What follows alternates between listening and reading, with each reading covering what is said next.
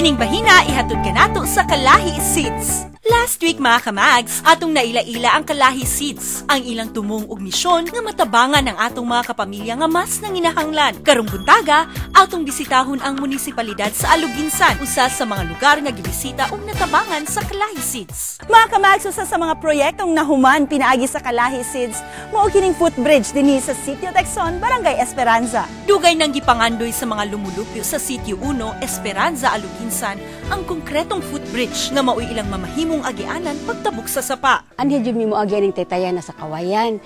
Nya may tawo man sir nga mag-uwan, nya lisod kaayo mi og agi kay palitan na milok doon. Dili gid mahimo sir nga imong yung ikarga ang tanan kay ang among taytayan guba na, nya dayon danglog kaayo sir ang among taytayan nga katong kawayan.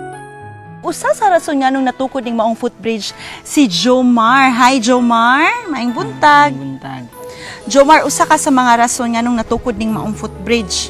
Makahinumdum ka unsay nahitabo sa una? Sugo mi sa akong ginikanan. Nya nilabang mi sa taytayan nga gibuhat sa kawayan. Nya na slide ko, na hagbong ko. Nya na tusok ang akong mata.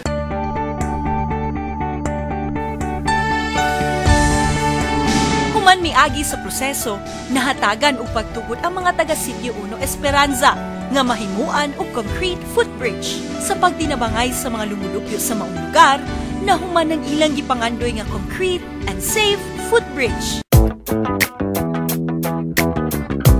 Salamat jud ko sa mga naitabang diri sa ang Kalahi Seeds.